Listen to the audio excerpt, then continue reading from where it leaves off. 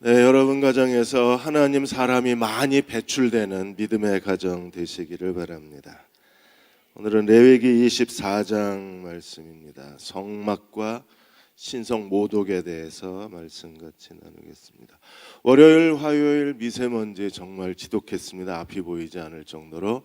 저게 서울의 미세먼지 사진입니다. 저렇게 뿌옇게 보이지 않는데요. 지금 전 세계에서 미세먼지로 인해서 사망자 수가 점점 늘어나고 있어요. 1년에 얼마나 미세먼지 때문에 죽을까요? 700만 명이 죽습니다. 1년에 담배 때문에 죽는 사람이 600만 명인데 담배 흡연 때문에 죽는 사람보다 미세먼지 때문에 죽는 사람이 훨씬 더 많아요. 거의 한 달에 한 58만 명 정도가 미세먼지 흡입으로 인해서 죽습니다. 미세먼지는 무섭습니다. 이게 마시면 그대로 혈관 속으로 들어가서 온갖 질병을 일으키게 돼요. 그래서 혈관, 폐, 뇌에 침투가 되고 인간의 몸의 장기에 다 들어가서 이게 염증을 일으키게 됩니다. 그래서 심장 질환, 뇌 혈관 질환, 호흡기 질환 이런 질환을 일으켜서 사람을 사망에 이르게 하는 거예요. 벗어날 길이 없답니다. 정부도 지금 아무 대책이 없어요. 그냥 앉아서 외출하지 말라 이게 유일한 대책이고 마스크 쓰고 다녀라 이렇게 얘기합니다. 물론 면역력을 키워야 된다고 의사들은 그러고 또 물을 많이 마셔서 이 유해 물질을 배출하는 게 중요하다고 했습니다. 전혀 예상하지 못한 미세먼지의 급습으로 인해서 전 세계가 두려움에 빠진 거예요. 우리가 신앙생활도 이 미세먼지가 굉장히 두렵습니다. 교회 안에 미세먼지가 차고 우리의 영혼의 미세먼지가 차고 우리의 믿음의 초미세먼지가 뒤덮이면 빠져나갈 길이 없어요. 어떤 일이 일어나는가? 오늘 24장에 금등대 떡상 그리고 신성모독 사건이 일어나는데 이 세 가지가 우리 영적 생활의 건강을 이루기 위해서 우리에게 무엇이 필요한가를 잘 설명해 주고 있습니다. 그동안에 제사장의 거룩에 대해서 주님이 말씀하셨어요. 제사장은 거룩한 사람들이어야 합니다. 그래서 하나님 나라는 영적으로 겸손하고 하나님께 충성된 제사장들로부터 하나님 나라가 시작될 수 있습니다. 7가지 절기에 대해서 저희가 나누었습니다. 7가지 절기는 그리스도인의 제자도라고 그랬어요. 우리가 예수님을 따르는 제자로 어떻게 살아야 되는가를 가르쳐 주는 것이 7절기의 교훈이라고 했습니다. 우리가 7절기를 지킴으로 하나님 앞에 거룩한 제자가 되고 정결한 사람이 될 수 있습니다. 오늘 7절기 이후에 갑자기 성막의 금등대 그리고 떡상 얘기가 나와. 이게 왜 나올까? 그리고 그 성소 안에 있는 금등잔대 떡상 얘기를 하다가 신성모독 사건이 다시 나와요. 이게 도저히 체계가 없다고 그렇게 판단이 된 겁니다. 히스펜이라는 구약신학자는 말하기를 우리가 절기 때만 하나님을 예배하는 게 아니라 매일의 삶이 하나님께 드리는 예배여야 한다. 그래서 금등잔대 그리고 떡상 얘기가 나왔다고 했습니다. 그러면 신성모독 사건은 왜 나왔냐? 아마도 모세가 금등잔대 떡상 얘기를 쓰고 있는데 이 사건이 터져서 그래서 그 사건을 그대로 기록했을 거다. 그러면 레위기가 하나의 편집된 책이 아니라 매일매일 기록된 책이라는 이야기가 돼요. 정말 그랬을까? 만일에 그랬다면 이 이야기를 모세가 왜 성막의 금등잔대 떡상 얘기를 하다가 이 사건이 왜 그렇게 중요하길래 여기다 집어넣었을까? 왜 그럴까요? 성막의 등잔대하고 진설병은요 예수 그리스도가 누구인가를 우리에게 보여줍니다. 등잔대는 예수 그리스도가 우리의 빛이심을 보여주세요. 그리고 떡상은 그리스도가 우리의 생명의 떡이심을 보여줍니다. 그래서 우리 안에 계신 그리스도는 어떤 분이세요? 우리의 빛이 되시고 우리의 생명의 떡이 되신 분이십니다. 우리가 그리스도 안에 있고 그리스도가 내 안에 있을 때 주님은 나의 거룩한 빛이 되시고 그리고 나의 거룩한 생명이 되시는 분이세요. 그러므로 주님 안에 거해야 합니다. 만일에 거하지 않으면 우리는 실패자가 될 수밖에 없는 거예요. 주님 안에 거하지 못하게 만드는 사건이 바로 신성모독 사건입니다. 금 등대와 떡상은 주님 안에 거하는 삶을 우리에게 가르쳐주고, 신성모독은 그럼에도 우리가 주님 안에 거하지 못하는 가장 큰 실패의 이유가 신성모독에 있다는 걸 가르쳐줘요. 그래서 금 등잔대, 떡상, 신성모독은 하나의 중요한 주제로 우리에게 취급해주고 있는 거예요. 요한복음 15장 5절 6절에서 주님 안에 거하면 어떤 일이 벌어져요? 나는 포도나무여 너희는 가지라. 그가 내 안에 내가 그 안에 거하면, 우리가 주님과 연결되어 있으면 어떤 사람이 됩니까? 사람이 열매를 많이 맺나니. 주님 안에 주님께 붙어 있으면 열매를 많이 맺나니. 나를 떠나서는 너희가 아무것도 할 수 없느니라. 우리는 주님을 떠나면 아무것도 할 수 없는 무능한 존재입니다. 그건 마치 포도나무 가지가 포도나무에서 떨어지면 그건 아무 쓸모가 없고 죽은 가지잖아요. 그런 것처럼 우리가 주님에게서 떨어져 버리면 우리는 아무것도 할 수 없는 정말 무능하고 쓸모없는 존재입니다. 주님 안에 붙어 있게 만드는 게 과연 무엇인가?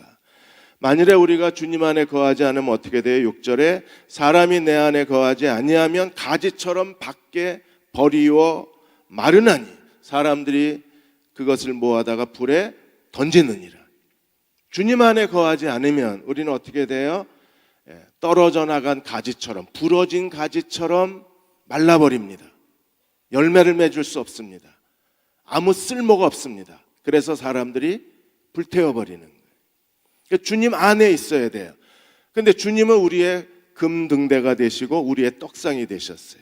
주님은 우리 안에 계십니다. 그런데 우리로 하여금 주님에게서 떨어져 나가도록 만드는 게 뭐예요? 신성모독 사건입니다. 그래서 등대, 떡상, 신성모독은 같이 있는 거예요. 어떤 교훈이 있는지, 주님 우리에게 뭘 가르치길 원하시는지 하나씩 보겠습니다. 먼저 24장 1절에서 4절까지 등잔대, 금 등잔대에 대한 이야기를 해요. 우리가 성소에 들어가면 성소 왼쪽에 등잔대가 있어요.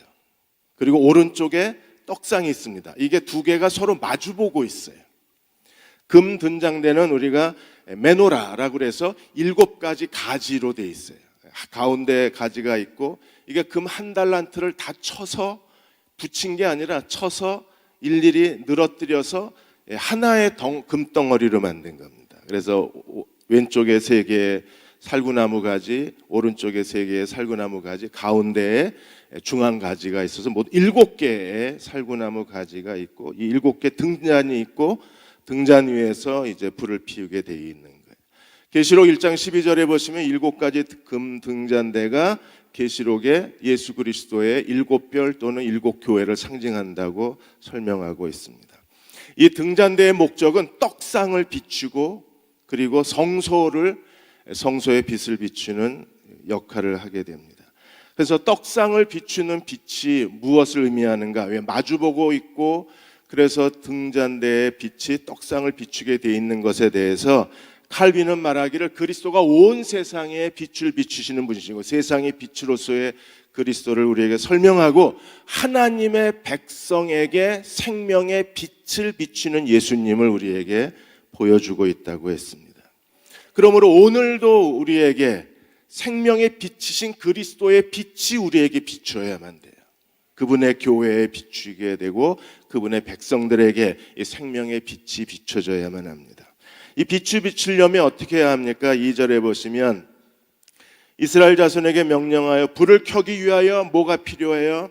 감람을 찍어낸 순결한 기름을 4개로 가져오게 하여 계속해서 등잔불을 켜두라. 24시간 이 금 등잔대에 불을 켜놔야 돼요. 그러기 위해서는 올리브 순결한 기름이 우리에게 필요합니다. 이 순결한 기름은 우리에게 뭘 상징합니까? 성령님을, 내주하시는 성령님을 상징을 해요. 성령님은 우리 안에 내주하셔서 우리의 모든 불순물을 제거하고 우리로 하여금 하나님 앞에 순결한 기름으로 만드신 분이 성령님이십니다. 동시에 이 순결한 기름은 뭘 상징합니까? 순결한 올리브 기름으로 감람유로 금 등잔대에 불을 켰는데 이 순결한 기름은 뭘 상징할까요? 오늘 우리에게 이 순결한 기름은 뭘 의미합니까? 요한복음 4장 24절에 우리가 하나님을 예배하되 무엇으로 예배해야 돼요? 신령과 진정으로, 영과 진리로 예배해야 합니다.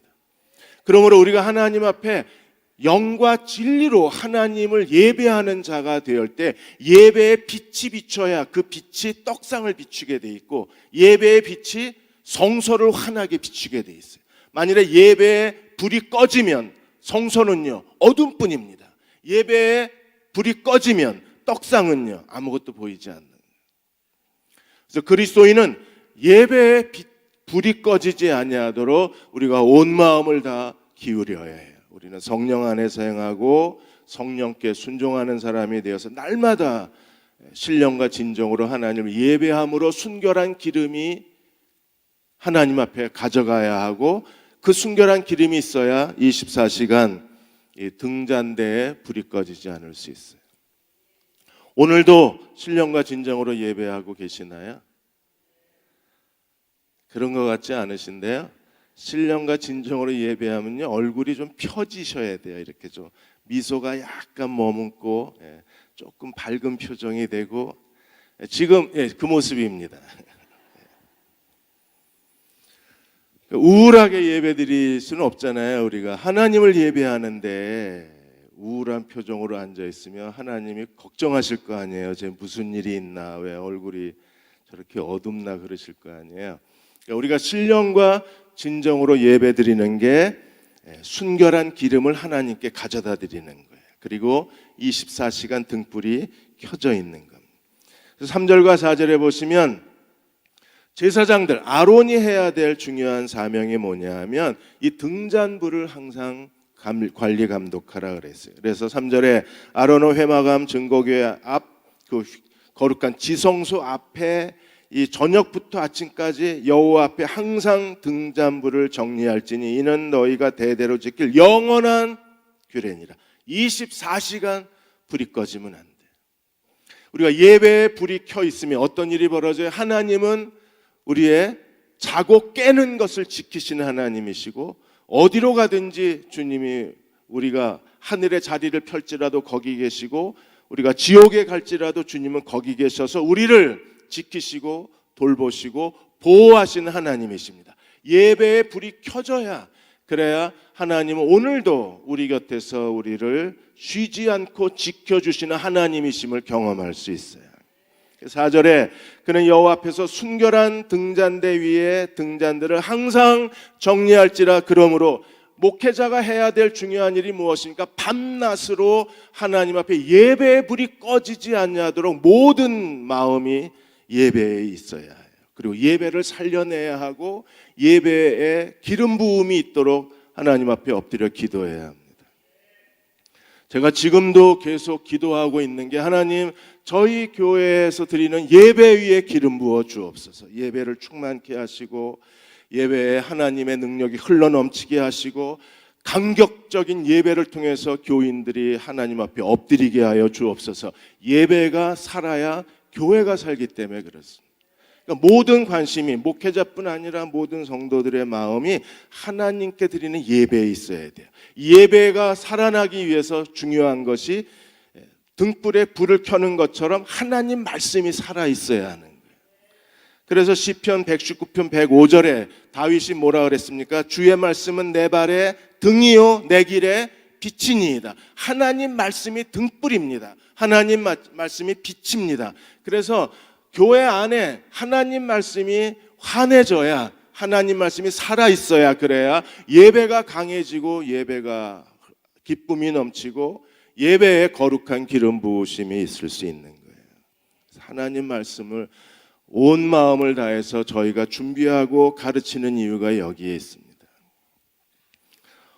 어제도 복 있는 사람 이제 그 출애굽기가 이번 주 금요일 날 나와야 합니다. 저는 다음 주인 줄 알고 한가하게 있다가 이번 주에 금요일 날 출애굽기가 나와야 되는 거예요.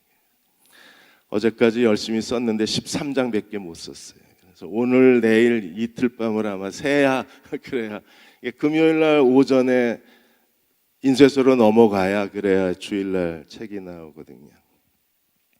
이제는 이제 너무 힘든 거예요. 이게 쓰는 게.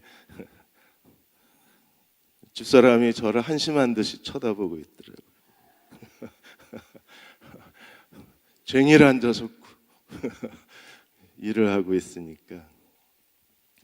그렇게 전부 우리가 할 수 있는 최선을 다하는 중요한 이유가 말씀이 우리의 등불이 되고 말씀이 우리의 빛이 되기 때문에 말씀의 등불이 켜져야 등잔대의 등불이 켜지는 거예요.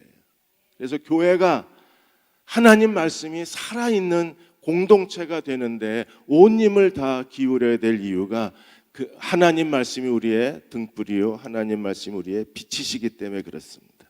그래서 예배에 우리의 온 힘을 다 기울여야 돼요. 만일에 예배의 불이 꺼지면 미련한 다섯 처녀가 되는 거예요. 마태복음 25장 8절 9절에 미련한 다섯 처녀가 뭐라 그랬습니까? 미련한 자들이 슬기 있는 자들에게 이르되 우리 등불이 꺼져가니 너희 기름을 좀 나눠달라 하거늘 슬기 있는 자들이 대답하여 우리와 너희의 쓰기에 다 부족할까 하노니 차라리 파는 자들에게 가서 너희 쓸 것을 사라. 그러니까 미련한 다섯 처녀는요 등불은 있었는데 뭐가 떨어졌어요? 기름이 떨어져 버려요. 우리도 하나님 앞에 예배의 등불이 항상 켜져 있어야 합니다. 그러기 위해서 우리도 순결한 기름이 항상 하나님께 드려져야 돼요. 우리 자신이 순결한 기름이어야 하고 예배에 대한 거룩한 감격이 순결한 기름이어야 하고 살아있는 하나님의 말씀이 우리 안에 충만해서 순결한 기름으로 하나님께 드려져야만 합니다. 그때 하나님이 그 예배를 받으시고 하나님은 우리를 24시간 지켜주시고 보호하시는 하나님이심을 드러내어 주실 것입니다. 건축학자 프랑스 건축기사 로버트 G. 리투리노라는 그분이 청년들을 가르치고 계셨는데 청년들하고 선교단체에서 그 매주 모이는 찬양 예배에 함께 가서 큰 은혜를 항상 받고 계셨습니다. 저도 꼭 가고 싶은 찬양 예배가 있습니다. 그 힐송 유나이티드가 하는 그 찬양 집회에 한 번쯤은 가서 젊은이들하고 같이 하나님을 찬양하고 예배드리고 싶습니다.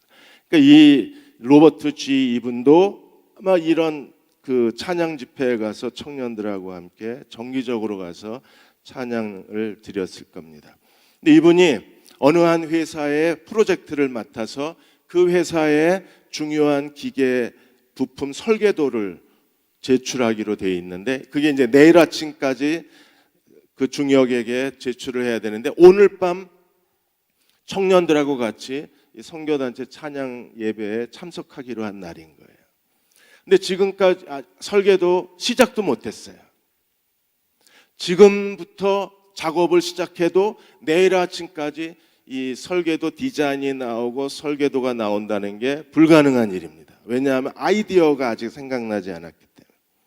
청년들은 이 리투로노가 같이 갈 걸 기대하고 있는데 이 리투로노는 자기가 이 프로젝트 때문에 망설이고 있었어요. 자기 안에 이제 싸움이 일어난 겁니다. 가야 되나 일해야 되나 찬양해야 되나 예배드려야 되나 일해야 되나. 그러다가 가자. 하나님을 찬양하자. 청년들을 실망시킬 수 없고 하나님을 실망시킬 수 없다. 그래서 청년들하고 가서 마음을 열고 정말 뜨겁게 찬양하고 하나님을 예배하고 집에 오니까 밤 10시. 내일 아침 9시까지는 설계도를 그려서 책상에 놔야 돼요. 그래서 일단 설계도면 책상에 앉았습니다. 놀랍게도 5분도 안 돼서 아이디어가 생각나고 설계도면 그려서 자기가 생각해도 이건 자기가 한 게 아니에요. 자기 머릿속에 이런 아이디어가 있을 수가 없었대요. 그래서 너무 쉽게 5분 만에 아이디어 생각나고 설계도면 그려서 그 다음날 그 회사에 갖다 주었더니 회사가 그 아이디어를 보고 너무 감동하고 감격해서 그게 그 회사의 매출에 아주 중요한 매출을 일으키는 게 되었고 이 리투르노가 지금까지 그린 기계 설계 중에 가장 자기를 유명하게 만든 기계 설계도가 된 거예요. 예배가 먼저입니다. 나머지는요, 하나님이 책임져 주시는. 그래서 등잔대에 등불이 켜 있는 사람들이 하나님의 영광을 보는 거예요. 두 번째로 5절에서 9절까지 등잔대는 뭘 비추고 있어요? 떡상, 진설병을 비추고 있습니다. 예배의 빛이 어디를 비춰야 돼요? 12개의 떡덩어리를 비추고 있어야 돼요. 거룩한 금 등잔대에 그 순결한 감람류 불빛이 어디를 비추고 있어야 돼요? 12개의 진설병 떡상을 비추고 있어야 돼요. 진설이라는 뜻이 베풀진, 베풀설. 그래서 임금 앞에 이 잔치상을 준비하듯이 사람들 앞에서 음식을 버려놓은 것처럼, 디스플레이한 것처럼, 그래서 하나님의 거룩한 떡을 진열해 놓았다고 해서 진설병이라고 이름을 불렀습니다. 히브리어로는 레헴파님이라고 말합니다. 레헴파님은 면전의 떡, 하나님 얼굴 앞에 드리는 떡, 그래서 하나님의 임재의 떡이라고 그렇게 설명을 했습니다. 이 떡을 누가 만들어요? 제사장들이 만들어야 합니다. 그래서 24장 5절에 보시면 하나님이 제사장들에게 이렇게 명령을 하셨어요. 고운 가루를 가져다가 떡 12개를 굽되 각 덩어리를 10분의 2 에바로 하여 어떻게 해야 돼요? 순결한 떡상 위에, 순결한 떡상 위에 두 줄로 한 줄에 6개씩, 그래서 모두 12개. 왜 12개여야 합니까? 12지파이기 때문에. 그래서 이스라엘의 공동체를 상징하는 게 12개의 떡덩어리예요. 이 12개의 떡덩어리를 매 안식일마다 제사장이 이 진설병의 떡을 바꿨어요. 안식일마다 새로운 떡덩이를 제공해야 돼요. 이 새로운 떡덩이를 제공하고 진열해 놓았던 떡은 어떻게 합니까? 이걸 제사장이 먹기 전에 먼저 유황, 그 위에 유황을 두었다가 유황을 가져다가 하나님 앞에 화제로 태워드리고, 그 유황을 태워드렸지만 실제적으로는 진설병을 하나님께 태워드린 거에 돼요. 그리고 나서 유황을 태워드리고 난 뒤에야 그 하나님의 성막에 두었던 진설병을 누가 먹어요? 제사장이 먹는 거예요. 그래서 일주일마다 진설병 떡을 하나님 앞에 새로운 떡을 드렸습니다. 7절에 보시면 너는 정결한 유황을 각 줄 위에 두어 기념물로 여호와께 뭘로 드려요? 화제. 그래서 떡을 드리는 게 아니라 떡 대신에 그 위에 두었던 유황을 태워서 드렸어요. 그리고 떡은요, 8절에 떡은 안식일마다 바꿔야 돼요. 안식일마다 이 떡을 여호와 앞에 항상 진설할지니, 항상 진설할지니 이는 이스라엘 자손을 위한 것이요 하나님께 드리는 떡인데 누구를 위한 거예요? 이스라엘 자손을 위한 거예요. 그리고 영원한 언약이니라. 그래서 하나님이 영원한 언약으로 선언하신 게 세 가지. 첫째는요, 할례. 하나님이 아브라함에게, 이거 학기말고사 꼭 나옵니다. 하나님의 언약에서 세 가지 중요한 언약이 뭐냐, 이거 꼭 나와요. 제일 먼저 하나님이 아브라함과 할례 언약을 맺으셨어요. 할례가 하나님의 영원한 언약입니다. 두 번째가 안식일이 하나님의 거룩한 언약입니다. 세 번째가 진설병이 하나님의 영원한 언약입니다. 하나님이 이스라엘 백성과 언약을 맺으셨을 때 이 세 가지가 중요한 거예요. 다시요, 할례, 안식일, 진설병. 대형교회 교인들은 이제 수능을 봐도 천국 대학에 우수한 성적으로 우리는 들어갈 수 있어요. 세 가지가 뭐라고요? 할례, 안식일, 진설병. 그래서 진설병을 하나님이 영원한 안식으로 세우시고 매 안식일마다 새로운 떡을 하나님께 드렸는데, 그건 하나님을 위한 떡이 아니라 누구를 위한 거예요? 이스라엘. 우리가 매 주일 예배를 통해서 하나님 말씀을 듣는 이유는 어디에 있습니까?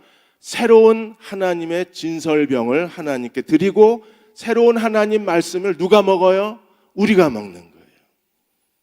그래서 하나님 앞에 매주 예배를 드리는 게 중요한 이유는 우리는 그 예배를 통해서 거룩한 떡을 먹는 거예요. 이 거룩한 떡이 하나님 말씀의 떡인 거예요. 그래서 예수님이 자신을 가리켜서 뭐라 그랬어요? 요한복음 6장 51절에 나는 하늘에서 내려온 살아있는 떡이니 생명의 떡이신 거예요.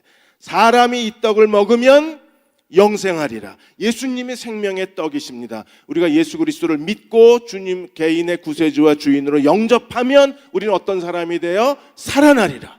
죽은 자 가운데서 부활한 사람이 돼요. 내가 줄 떡은 그 세상에 생명을 주는 내 살이라, 내 육체라. 생명의 떡이신 예수님이 그분이 말씀이 곧 하나님이 되셔서 매 주일마다 우리가 예배를 드리는 이유가 어디 있습니까? 예배를 통해서 우리가 다 왕같은 제사장으로 부름을 받았다면 우리 한 사람 한 사람이 하나님을 예배하고 그날 하나님 말씀을 들으면서 우리는 새로운 진설병을 하나님께 바치는 사람이 돼야 돼요. 이게 영원한 언약이라고 그러셨어요. 만일에 우리가 이 일을 하지 않으면 우리는 하나님 언약에서 버림받은 사람이 되는 거예요. 하나님의 언약이 우리하고 아무 상관이 없어요. 언약이 파괴되면 우리는 더 이상 하나님의 보호하심을 받을 수 없는 겁니다. 그래서 우리도 매 주일 예배를 드리면서 하나님 앞에 새로운 안식일에 새로운 떡을 하나님 앞에 드리는 마음으로 예배를 드려야 돼요. 그러려면 우리 하나님 말씀을 제대로 듣고 하나님 말씀을 제대로 알고 그 말씀을 깨닫고 그 말씀을 하나님 앞에 감사할 때 우리가 새로운 떡을 하나님께 드리는 사람이 될 수 있어요. 영원한 언약이라고 그러셨어요. 그리고 9절에 이 떡은 누구만 먹을 수 있어요? 거룩한 떡이기 때문에 제사장들만 먹어요. 거룩한 사람들만 먹습니다. 이 떡은 누구만 먹을 수 있어요? 우리가 먹을 수 있어요. 어디서 먹습니까? 거룩한 장소, 성소 안에서만 먹게 돼 있어요. 집에 가져가서 먹을 수 없어요. 하나님을 금 등잔대, 거룩한 빛이 등불이 켜 있는 그곳에서 우리가 하나님의 말씀에 생명의 떡을 하나님의 거룩한 성전에서 함께 하나님을 예배할 때 그곳에 하나님의 언약이 있고 하나님의 영광이 있고 하나님의 임재가 우리 가운데 있는 거예요. 그렇게 살고 싶지 않으십니까? 그러면 하나님 앞에 진설병을 먹는다는 걸 뭘 의미하는가? 이게 바로 예수 그리스도의 몸인 교회 12 떡덩이가 12지파를 상징하고 하나님의 언약의 백성 공동체를 상징하는 것처럼 우리도 하나님 앞에 예배의 거룩한 빛이 어디를 비춰야 돼요? 그리스도의 몸된 그분의 교회에 이 빛이 비춰야 돼요. 예배의 목적이 무엇입니까? 누가 하나님을 진정으로 예배한 사람이에요? 우리가 하나님 안에서 그리스도 안에 한 몸의 지체가 되고 한 몸의 공동체가 됐을 때 우리는 진정으로 하나님을 예배한 사람이 될 수 있는 거예요. 고린도전서 11장 23절 24절에 성찬식을 하면서 바울이 이렇게 말합니다. 내가 너희에게 전한 것은 주께 받은 것이니 곧 주 예수께서 잡히시던 밤에 떡을 가지사 축사하시고 떼어 이르실 때 이것은 너희를 위하는 내 몸이니 이것을 행하여 나를 기념하라. 우리는 주님의 몸된 교회의 지체들입니다. 우리는 그리스도 안에서 한 몸을 이룬 그분의 지체들입니다. 그리스도가 한 몸이듯이 우리도 한 몸이 되어야만 합니다. 우리가 어떻게 서로 한 몸이 될 수 있어요? 오늘 기도해 주신 집사님의 기도처럼 우리가 사랑으로 하나가 되고 서로 화목하고 서로 겸손하고 서로를 존중히 여길 때 우리는 그리스도 안에서 한 몸이 될 수 있는 거예요. 우리가 한 몸이 되어야 비로소 등잔대에 거룩한 빛이 떡상을 비추듯이 우리가 하나님의 빛을 볼 수 있는 겁니다. 만일에 우리가 하나가 되지 못하면 등불도 없고 거룩한 떡도 없는 거예요. 우리는 하나님의 언약에서 버림받은 사람이 될 수밖에 없는 겁니다. 이번에 USA 투데이지에서 마크 바야 회장의 그 이야기를 실었습니다. 이분이 바야다 홈 헬스케어 창업하신 분이신데 이분이 필라델피아에 있는 한 호텔에서 직원들 100여 명하고 같이 그 파티를 하다가 직원들 앞에 서프라이즈 선물을 주었습니다. 그분이 나가서 자기가 지금 2천만 달러를 갖고 있는데 2천만 달러면 한 226억의 이제 그 수입이 있는 거예요. 자기가 2천만 달러를 갖고 있는데 이걸 전 직원에게 다 나누어 주겠다. 직원이 전부 한 3만 2천 명 정도 됩니다. 그래서 신입사원들은 50불부터 시작해서 6만 원부터 시작을 해서 각각 근무 연수에 따라서 차등적으로 2천만 달러를 전부 나누어 줬어요. 가장 많이 그 회사에 다닌 사람은 거의 뭐 수만 달러 이상을 받았고, 이제 막 들어온 신입사원은 50불을 받았대. 이렇게 해서 그 직원들에게 이 2천만 달러를 나누어 준 이유는 낮은 급여에도 불구하고 열심히 일해준 당신들이 고맙다. 이건 당신들이 벌어들인 돈이다. 나는 여러분과 함께 일하게 된 것이 너무 영광스럽다. 여러분의 노력에 깊이 감사한다. 이건 내 것이 아니라 여러분 거다. 실제로 누가 일을 했어요? 직원들이 일을 한 거잖아요. 그래서 그 해에 수익금 전부를 직원들에게 다 나누어준 거예요. 세상도 이런 마음을 갖는다. 우리도 하나님 안에서 더 큰 마음을 가질 수 있어야 되잖아요. 우리가 그리스도 안에서 한 몸을 이룬 사람들이라면, 지체와 지체라면 우리는 어떻게 해야 합니까? 서로 사랑하고 서로의 발을 씻어주고 서로에게 더 겸손한 종들이 돼야 돼요. 만일에 그렇지 않으면 이런 사건이 일어나는 겁니다. 오늘 10절에서 23절까지 신성 모독 사건이 일어나요. 어머니는 이스라엘 사람이고 아버지는 애굽 사람인데 거기서 아이가 하나 태어난 거예요. 그러니까 어머니가 이스라엘 사람이고 아버지가 애굽 사람인 이 아들은 하나님 언약 백성은 아닙니다. 그런데 이 친구가 히브리 사람 이스라엘 백성하고 싸우다가 하나님을 모독하는 죄를 짓게 돼요. 그래서 11절에 이스라엘 여인의 아들이 여호와의 이름을 모독하고 저주했습니다. 그래서 사람들이 이 아들을 끌고 모세 앞으로 간 거예요. 어머니 이름까지 다 기록됐습니다. 뭐 슬로밋이라는 이름을 가졌고 단지파 사람이라는 게 다 밝혀졌어요. 그리고 하나님의 명령을 기다렸습니다. 왜요? 이게 혼혈하기 때문에 하나님의 율법을 적용해도 되는지를 모르는 거예요. 그래서 일단 감옥에 가두고 하나님의 말씀을 기다렸습니다. 그랬더니 13절에 여호와께서 모세에게 말씀을 하시기를 뭐라고 그러셨어요? 이스라엘 백성이든지 거류민이든지 누구든지 하나님의 율법은 동일하게 적용하라고 하나님 말씀하셨어요. 그래서 이 사람을 이렇게 처분하라고 했습니다. 14절에 그 저주한 하나님을 저주한 사람을 진영 밖으로 끌어내어 그것을 들은 모든 사람이 그 손을 그의 머리에 얹게 하라. 왜 그렇게 할까요? 하나님의 이름을 저주하고 하나님을 모독한 말을 들은 사람들도 마음에 죄책감이 생기는 겁니다. 말한 사람도 죄를 졌지만 들은 사람도 죄책감이 생기는 거예요. 그래서 그 죄책감 때문에 이 죄책감을 없애버려야 되잖아요. 그 죄책감을 없애버리는 게 안수하는 겁니다.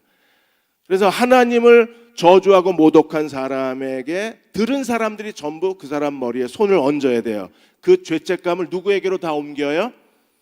저주한 사람에게 다 옮겨야 돼요. 죄책감을 다. 하나님이 얼마나 철저하신 분이신가를 우리가 알 수 있습니다. 그 마음에 들은 것조차도 우리가 하나님 앞에 양심이 찔리고 들은 것만으로도 양심이 상하고 부정적으로 말하고 하나님을 모독한 말을 들은 것만으로도 우리는 영적으로 침체가 되는 거예요. 그래서 그 말한 사람에게 다 손을 얹으라고 그러는 거예요. 그래서 다 그 죄를 옮겨놓고 그 다음에 어떻게 합니까? 돌로 쳐 죽여라고 그랬어요. 왜? 십계명의 세 번째 계명이 무엇입니까? 하나님의 이름을 망령되이 일컬은 자는 반드시 돌로 죽이라고 하나님 명령을 하신 거예요. 그래서 15절 16절에 이렇게 말합니다. 15절 누구든지 하나님을 저주하면 자기 죄를 자기가 책임져야 합니다. 16절 여호와의 이름을 모독하면 반드시 죽여야 돼. 어떤 방법으로 죽여요? 온 회중에 돌로 쳐 죽이라 그랬어요. 그리고 제한이 없습니다. 거류민이든지 본토인이든지 여호와의 이름을 모독하면 반드시 죽여라 이렇게 돼 있어요. 그리고 하나님이 이 하나님의 보복 반드시 받은 대로 되돌려주라고 하나님이 이 보복법에 대해서 하나님의 보응에 대해서 이걸 우리가 동해 보복법이라고 그러냐. 동해 똑같은 고통을 보복으로 주어라. 이걸 율법의 동해 보복법이라고 합니다. 그래서 17절에 죽이면 죽여라. 18절에 짐승을 죽이면 죽여라. 사람을 죽이면 똑같이 죽이고 짐승을 죽이면 짐승으로 갚고, 그 다음에 19절 이웃에게 상해를 입혔으면 상해 입힌 그대로 그에게 행할 것이니, 만일에 자동차 문 열다가 문콕을 했으면 어떻게 해야 돼요? 그 차도 가서 문콕을 해야 돼요. 그대로 갚아주는 겁니다. 미용실에서 내 머리 잘못 잘랐으면 내가 미용사 머리도 잘못 잘라놔야 돼요. 그대로 갚아주는 겁니다. 하나님이 이것을 동해 보복법으로 율법으로 명하고 계신 거예요. 20절에 상처는 상처로, 눈에는 눈으로, 이는 이로 갚아주라. 남에게 상해를 입힌 대로 그대로 보복하라. 아니, 하나님을 모독하고 저주하는 얘기를 하다가 왜 보복법을 얘기를 할까요? 여러분, 우리가 하나님을 직접적으로 저주하고 모독할 수도 있지만, 다른 사람들의 마음에 상처를 주고 다른 사람 재산에 손해를 끼치고 다른 사람의 영혼을 침체시킨 것도 하나님을 모독한 거하고 똑같은 거예요. 그래서 이걸 하나님 모세에게 같이 붙여서 설명을 하시는 겁니다. 21절에 짐승을 죽인 자는 물어줄 것이고 사람을 죽인 자는 그대로. 왜요? 이 모든 게 다 누가 창조하셨어요? 사람이든. 창조주 하나님이 누구십니까? 하나님. 누구의 소유예요? 하나님. 그럼 하나님의 소유를 손해보게 했으면 반드시 그 사람에게 이 손해를 갚도록 하나님이 하신 거예요. 여기에 하나님을 모독한다, 하나님을 저주한다는 하나님의 폭넓은 그리스도인의 삶의 정신을 여기서 가르치는 거예요. 단순히 입으로 하나님을 모독하고 저주한 죄를 얘기하는 게 아니라 인간관계 속에서 우리는 하나님을 모독하고 하나님을 저주한다는 거예요. 사람과 사람 사이에서 뭐가 일어나요? 하나님께 대한 저주와 하나님께 대한 모독이 일어난다는 거예요. 이걸 우리가 주의해야 돼요. 그래서 신성 모독은 단순히 하나님께 대한 모독이 아니라 하나님이 창조하신 사람과 하나님이 창조하신 짐승에 대한 똑같은 보복, 동해 보복이 그게 성립이 되어야 우리가 하나님하고 모독한 행위에서 비로소 용서함을 받을 수 있고 그 죄가 사함을 받을 수 있는 거예요. 그래서 사람과의 관계가 중요합니다.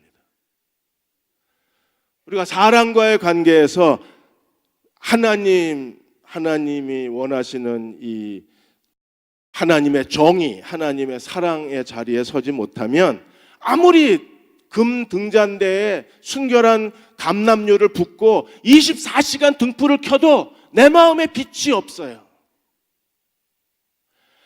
우리가 온 마음을 다해서 예배를 드려도 그 예배가 죽은 예배, 12덩이의 이스라엘 12지파의 떡덩이에 빛이 비춰야 되는데 떡덩이에 빛이 비추지 않아요.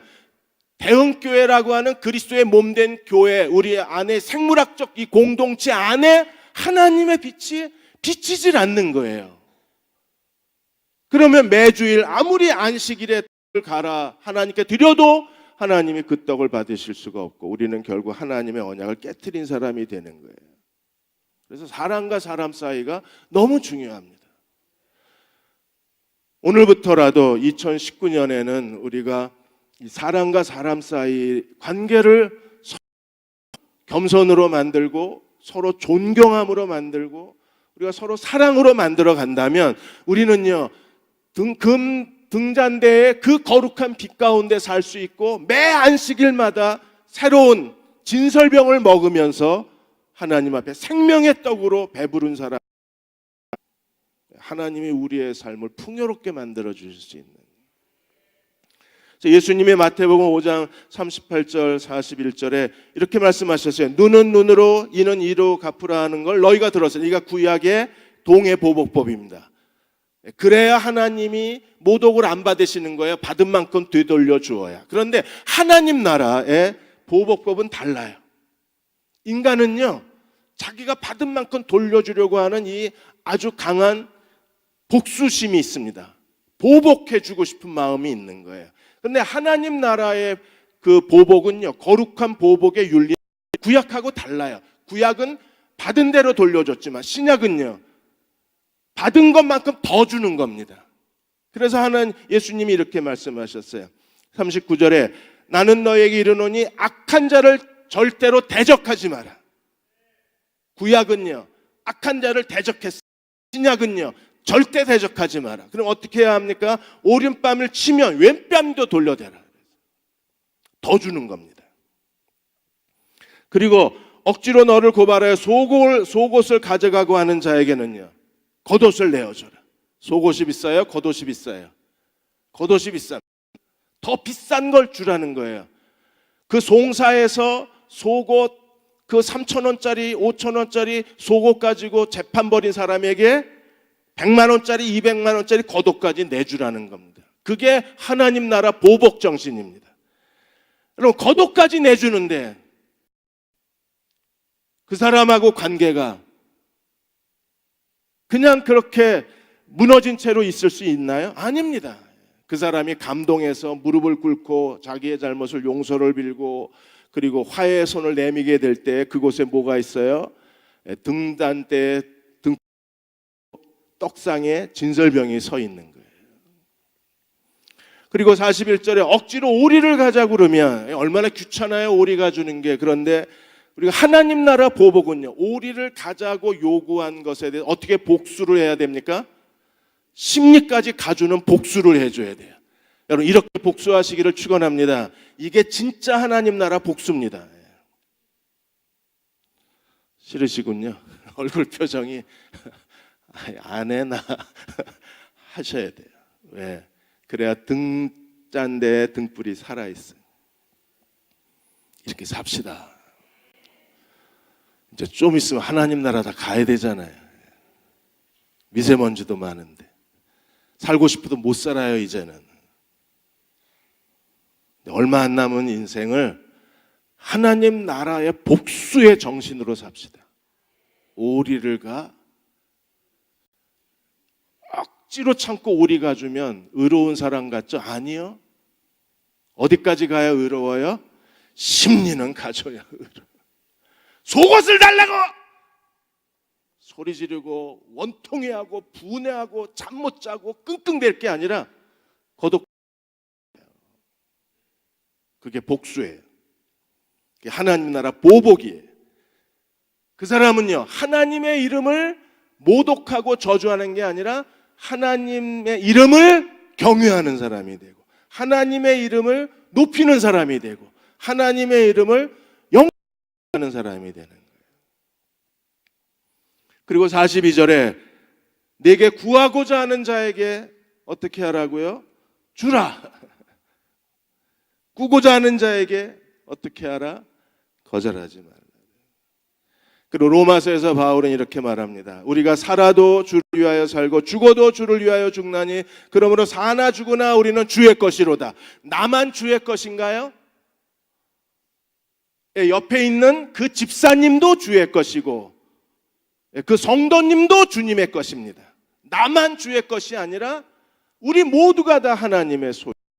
그러므로 우리는 어떻게 하면 안 돼요?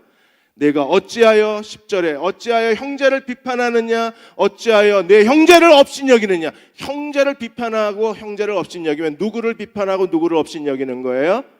그의 주인이신 주님을 비판하고 주님을 업신여기는 거예요. 그게 신성 못 되는 거예요. 그러면 등불이 꺼져요. 떡에 곰팡이가 슬어요. 암만 기도해도 응답이 안 돼요.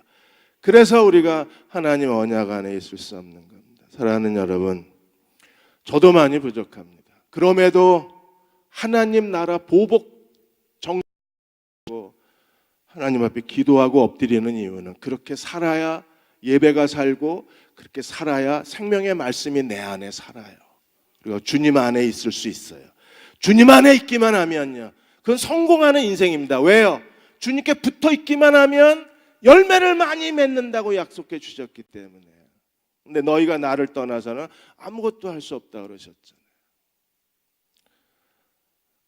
그 남편 많이 힘드시겠지만 그냥 용서해 주십시오. 저도 살아보니까요, 이게 남자의 인생이요, 이게 아내를 사랑한다고 한다는 게 이게 잘 서툴고 잘 안 됩니다. 맨날 상처나 주고 뭐 마음에 짐이나 되고 그러는데 그냥 아내가 너그러이 용서해 주시면 우리도 살아요. 우리도 숨 쉬고 살 수 있어요. 정재훈 박사님이 데이코 우주개발 CEO이신데요. 오렌지 카운티 한인교회 장로님 지난번에 한번 말씀을 드렸었는데 이분이 2012년도에 일어났던 간증입니다. 이분이 나사, 미국의 우주개발 나사에 아주 중요한 부품을 납품을 했는데 그 나사 직원이 이 사용법을 잘못해가지고 이 부품이 작동이 안 된 거예요. 그러면 그 직원을 문책해야 되는데 그 직원이 자기의 잘못을 은폐해 버렸습니다. 그리고 이 정장로님을 정재훈 박사를 부른 거예요. 와서 문제를 해결하든지 이 손해배상, 네가 손해배상을 담당하라. 그래서 비행기를 타고 이제 나사 본부, 우주항공국 본부로 가는데 비행기 안에서 이분이 성경을 폈어요. 매일 새벽 예배를 드리면서 하나님 앞에 엎드리신 분이신데 이분이 하나님 앞에 기도하기를, 하나님, 제가 지금 너무 마음에 분노가 있고 증오심이 있고 내가 어떻게 그동안 나사를 위해서, 미국의 우주 항공 발전을 위해서 얼마나 내가 공헌을 했는데 이런 사소한 문제로 내 멱살을 잡고 내게 손해배상을 청구하고 너무나 억울합니다. 하나님, 너무 억울합니다. 이럴 땐 제가 어떻게 해야 되나요? 그리고 성경을 폈는데 하나님께서 펴신 성경에 이 성경을 읽다가 예수님이 제자들의 발을 씻겨주신 데까지 읽었어요. 그리고 성령의 깨달음이 왔습니다. 네가 그 직원 발을 씻어주면 된다 그러는 거예요. 내 잘못도 아닌데, 억울한데, 물질적 손해도 큰데, 무엇보다도 자기의 명성이, 이 한 번 이게 잘못되면 명성을 잃어버리게 되고 명성을 회복하려면 시간이 많이 걸리는데 하나님 말씀하시기를 네가 잘못한, 너에게 누명을 뒤집어 씌운 나사 직원의 발을 씻어주면 된다 그러셨어요. 그래서 하나님 말씀에 순종을 하기로 하고 그 나사 그 중역들 회의에서 우리가 잘못이다고, 우리가 잘못했습니다. 우리가 모든 책임을 지겠습니다. 다시 제작해서 납품을 하겠습니다. 그러니 걱정하지 마십시오. 여러분이 청구한 금액 우리가 다 지불하겠습니다. 그러니까 여기서 끝내주십시오. 우리가 다 책임을 지겠습니다. 그러자 그 브리핑이 끝났을 때 그 최고 담당 이렇게 말했습니다. 와서 끌어안으면서 당신은 정말 책임질 줄 아는 사람이라고. 오늘 당신의 말은 바이블, 하나님 말씀 같았다고. 사실은 당신이 오기 전에 우리 회사 직원 잘못이라는 게 드러났는데도 당신은 이미 알고 있으면서도 자기 잘못이라 그랬다. 당신은 믿을 수 있는 사람이다. 그 자리에서 앞으로 이후에 모든 그 물건을 설계하고 제작하는 걸 전부 이 정재훈 사장한테 다, 장로님한테 다 주어서 그동안의 그 나사의 실적의 3배 이상의 실적을 하나님이 그 자리에서 돌려주셨어요. 발을 씻어 주었더니 하나님이 3배로. 여러분, 여기서 나사와의 계약에서 갑작스럽게 3배 이상 이익을 낸 사업체가 정재훈 박사 회사 하나밖에 없답니다. 하나님은 엄청난 걸로 돌려주신 그 하나님의 사람이 되어 주십시오. 그리고 하나님의 말씀대로 순종하며 하나님의 등대에 불이 켜져요. 그리고 하나님이 우리에게 새로운 떡을 먹여주세요. 그건 생명의 떡입니다. 매 주일마다 생명의 떡을 먹는 저와 여러분 되시기를 주의 이름으로 축원합니다. 같이 기도하겠습니다. 좋으신 하나님, 우리에게 믿음을 허락하여 주셔서 함께 나눌 수 있는 기회를 주신 것을 감사를 드립니다. 나는 포도나무여 너희는 가지니 너희가 내 안에 내가 그 안에 있으면 과실을 많이 맺는다고 주님께서 말씀하셨습니다. 주님 안에 거할 수 있도록 인도해 주옵소서. 이제는 우리 주 예수 그리스도의 은혜와 아버지 하나님의 크신 사랑하심과 성령의 교통하심이 율례를 지키며 살기 원하는 귀한 지체들 위해 이제부터 영원토록 함께 하셨기를 간절히 축원하옵나이다. 아멘.